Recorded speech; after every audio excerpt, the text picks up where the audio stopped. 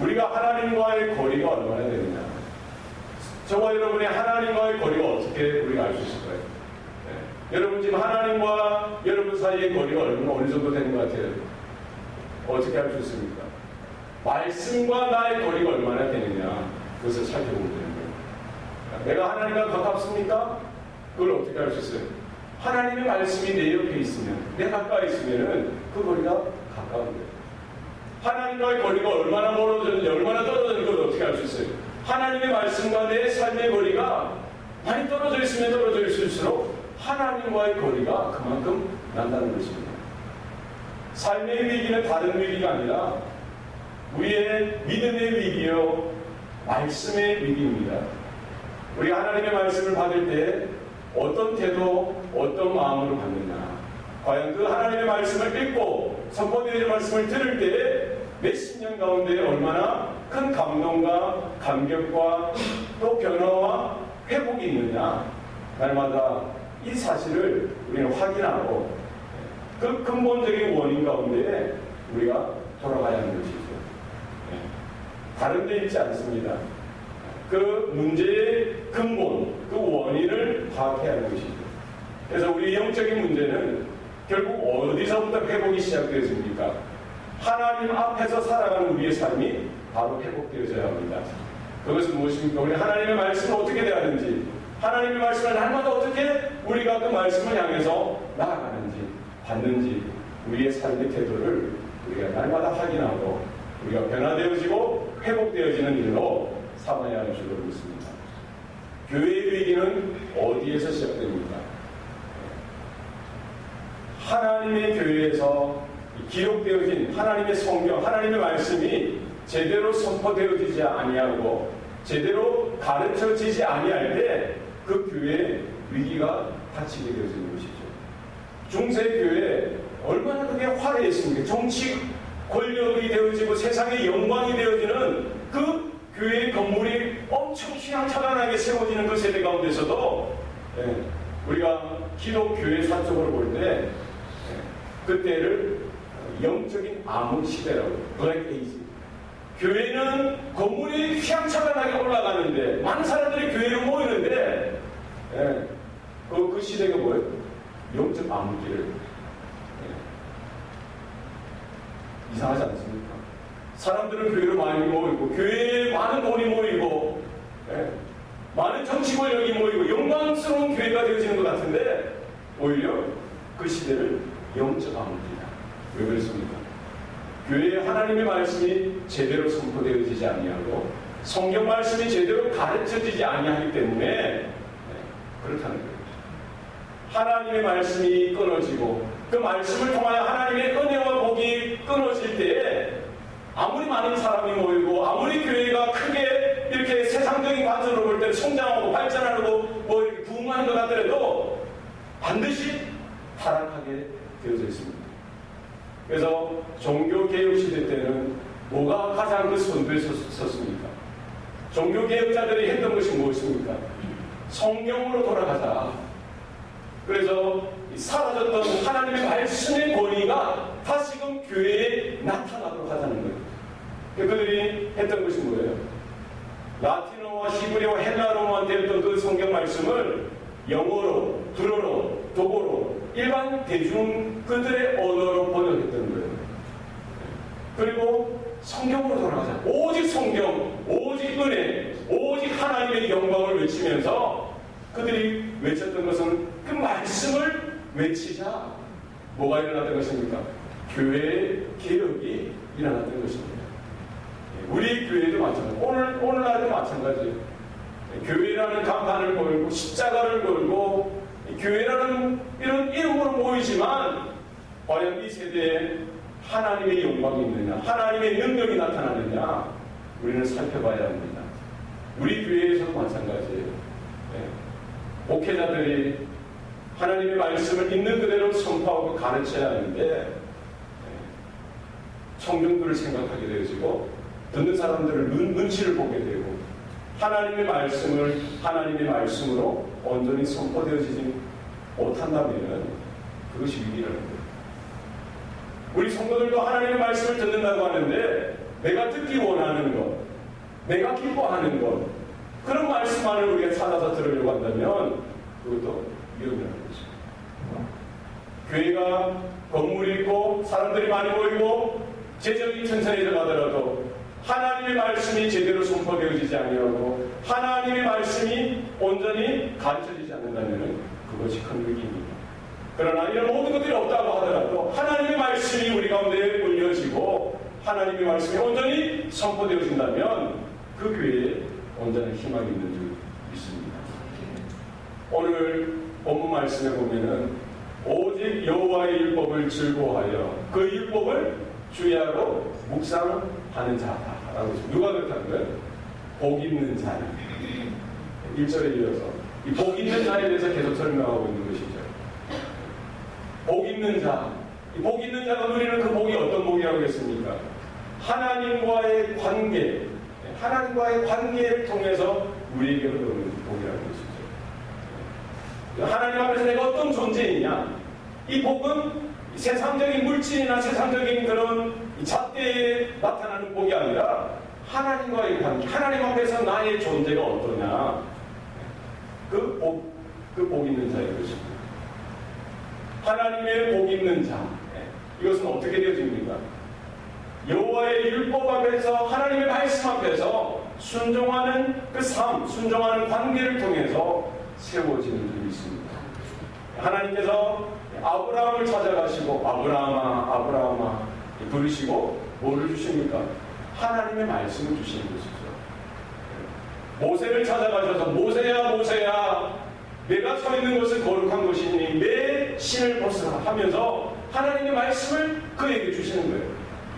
430년 동안 애굽에서 종살이하던 그 이스라엘이 출애굽하여 홍해를 건너서 이제 하나님의 백성으로 살아가려고 하는 그 시작점에 그들에게 뭐를 주시는 거예요? 시내산에서 하나님은 하나님의 말씀을 주시는 것입니다. 그 말씀을 통해서 하나님과 이스라엘, 하나님과 하나님 사람, 하나님 백성과의 관계가 온전히 세워지는 것이죠. 오늘 이 아침에 우리가 그 하나님의 말씀 앞에 설 수 있길 바랍니다. 올 한 해도 우리가 그 말씀에 초점을 두고 집중하고 그 말씀을 확인하고 그 말씀을 통하여 하나님의 복을 누리고 은혜를 누리는 저와 여러분 될 수 있기를 바랍니다. 여호와의 율법을 즐거워한다고 했어요. 이 율법이 무엇입니까? 이 율법은 하나님의 말씀이죠. 1차적인 의미로는 모세를 통해서 이스라엘 백성에게 주셨던 십계명이에요. 십계명. 두 돌판에 새겨진 십계명. 그리고 모세오경, 토라라고 하는 창세기, 출애굽기, 레위기, 민수기, 신명기, 모세오경을 율법이라고 합니다. 여호와의 율법. 이 좀 더 확장해서 사실 구약 성경과 신약 성경에 나타나는 모든 하나님의 말씀, 하나님의 언약을 우리는 하나님의 율법으로, 하나님의 말씀으로 우리가 받을 수가 있는 것이죠. 그래서 여호와의 율법, 복 있는 사람은 여호와의 율법, 여호와의 언약, 여호와의 말씀을 즐거워하는 자다라고 했습니다. 이 다윗이 왕이 되고 나서 첫 번째 했던 일들 중에 하나가 무엇입니까? 선대 사울 왕 때 잃어버렸던, 빼앗겼던 그 언약궤를 블레셋에서부터 가져오는 것입니다. 다시 회복하는 거예요. 왕이 되어서 처음 했던 것은 그 언약궤를 찾아오는 것입니다. 하나님의 언약궤는 무엇입니까? 언약은 하나님의 말씀을 뜻하는 것이죠. 그 언약궤 안에 모세에게 주셨던 그 십계명이 담긴 두 돌판이 들어져 있고, 그리고 아론의 쌍난 지팡이가 있고, 그리고 만나가 담긴 항아리가 있는 거예요.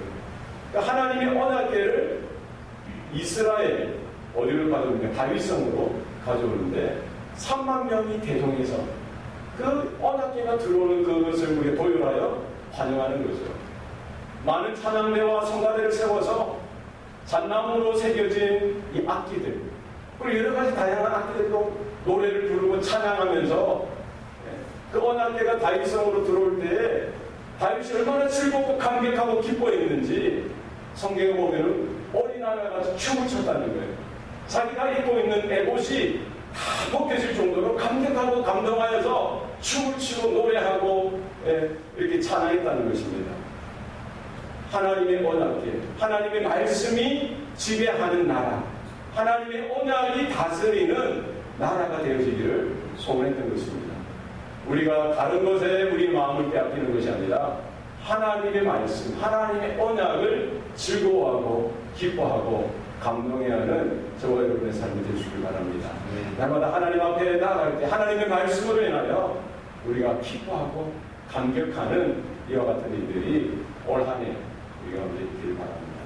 말씀을 들을 때, 말씀을 읽을 때, 말씀 안에서 살고 그 말씀이 우리 삶 가운데 우리 가정을 다스리고 우리의 삶을 다스리고 우리 교회를 다스리는 놀라운 은혜가 올 한 해 우리의 삶 가운데 나타날 수 있기를 소원합니다. 주야로 그 율법을 묵상한다. 묵상한다. 주야로. 묵상이 무엇입니까? 묵상이 뭐죠? 하나님의 말씀을 이렇게 메모라이즈 하면서 그냥 읽고 암송하는 그 수준이 아니라 마음에 새기는 거예요. 되새기는 겁니다. 그 말씀을 곱씹는 거예요.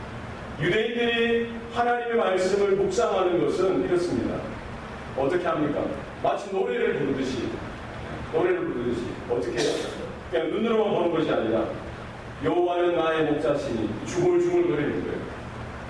계속 중얼중얼 하나님의 말씀을 계속 되새기는 것입니다. 내가 내뱉는 소리를 내 귀가 듣고 내 마음이 듣고 내 영혼이 들을 수 있도록 소리를 내어서 묵상하는 것이죠. 우리가 하나님의 말씀을 밤이나 낮이나 주의하고 날마다 그 말씀을 생각하고 기억하고 우리의 영적인 양식을 삼을 수 있기를 바랍니다. 여호와의 말씀을 묵상한다. 이것은 깊이 생각하는 거예요. 우리 예배 때뿐만 아니라 가정에서, 직장에서, 운전하든지 어디 가든지 그 말씀을 깊이 생각하는 거예요. 붙드는 겁니다. 그 말씀에 붙들려 살아가는 것입니다. 이미지 트레이닝이라고 있어요. 제가 묵상을 곰곰이 생각해 보니까 이미지 트레이닝 같은 거예요. 우리 씨름 선수도 그렇고 레슬링 선수도 그렇고 야구 메이저리그 야구 선수도 그렇고 그들이 하는 게 뭐예요? 계속 경기를 생각하는 거예요. 상대의 약점과 강점을 생각하는 거예요. 깊이 생각하는 거예요. 그러면서 그 상황들을 깊이 생각해서 그거를 찾을 것을 만드는 거예요. 예를 들어 메이저리그 투수들이 볼 때는 타자들을 이렇게 비디오를 통해서 한 번 보고 두 번 보고 10번 보고 100번 보고 그 이상을 보면서 그 상대의 약점, 강점들을 생각하는 거예요. 실제 상황에서 그 상황이 되었을 때에 자기가 생각했던 대로 그것이 경기가 운영되어 있을 수 있도록 우리가 하나님의 말씀을 읽고 우리가 이렇게 계속 생각하는 것이 중요합니다. 실제 어렵고 힘든 상황 가운데 되었을 때에 그 말씀이 우리의 삶 가운데, 우리 생각 가운데 온전하게 역사하고 나타나는 일들이 있어야 할 줄로 믿습니다. 우리 하나님의 말씀을 붙들고 생각하고 말하고 행동하고 그 말씀을 붙들고 기도할 때에 우리의 믿음이, 우리의 영적인 삶이 더 깊어지는 줄 믿습니다. 여러분 우리가 기도할 때에도 하나님의 말씀을 붙들고 여러분 기도하시기 바랍니다. 그래서 우리의 기도가 깊어질 수 있는 것은 하나님의 말씀을 붙들고 묵상하면서 우리가 기도할 때에 우리의 기도가, 우리의 영적인 삶이 하나님 앞에서 깊어지는 줄 믿습니다. 자, 우리가 말씀에 집중하고 말씀으로 은혜 받고 말씀으로 살아갈 때에 하나님께서 기뻐하시는 믿음의 열매, 성령의 열매가 올 한 해도 우리의 삶 가운데 나타나는 줄 믿습니다. 기도하시겠습니다. 살아계신 아버지 하나님, 2016년 한 해를 시작하면서 주의 사랑하는 자녀들 하나님 앞에 서게 하시니 감사합니다. 우리 마음 가운데 믿음을 돌아보며 하나님을 향한 온전한 사랑을 확인하는 시간 되어지게 하여 주시고 하나님의 말씀을 통하여 올 한 해 우리의 두렵고 떨림으로 기대와 소원을 가지고 믿음을 가지고 나아가는 올 한 해가 되어 주시도록 도와주시옵소서. 우리가 걸어보지 못했던 이 시간들입니다. 그러나 우리가 어디로 가야 할지, 어떤 모습으로 서야 할지 알지 못하는 그 순간 가운데서도 여호와의 말씀이 내 발의 등이요 우리 길에 비친 것을 우리가 깨닫게 하여 주시고, 화급하고 당황스러운 그 사건 가운데, 상황 가운데서도 우리가 놀라거나 두려워하지 않게 하여 주시고, 하나님의 말씀을 통해서 지혜롭게 하여 주시고, 능력도 깨닫게 하여 주시고, 하나님이 붙들어 주시는 은혜 가운데 다시금 일어설 수 있도록 주의 은혜 베풀어 주시옵소서. 복 있는 자는 여호와의 말씀을 즐거워하고 그 율법을 주야로 묵상하는 자라고 했습니다.